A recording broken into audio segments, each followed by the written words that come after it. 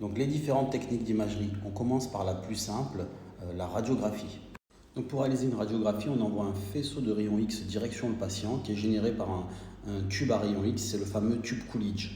Donc les rayons X, ils sont atténués par les zones, par les territoires anatomiques qui sont denses, comme les os, mais aussi par exemple au niveau des poumons, comme des condensations pulmonaires, qui peuvent être par exemple secondaires à des pneumopathies, des infections pulmonaires.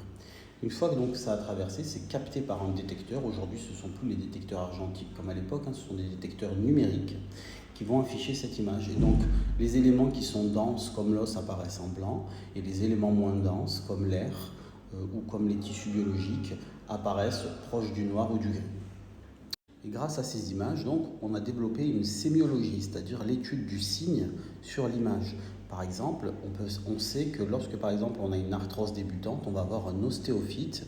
Ce sont des prolongements, des processus osseux qui apparaissent, notamment au niveau des zones interarticulaires.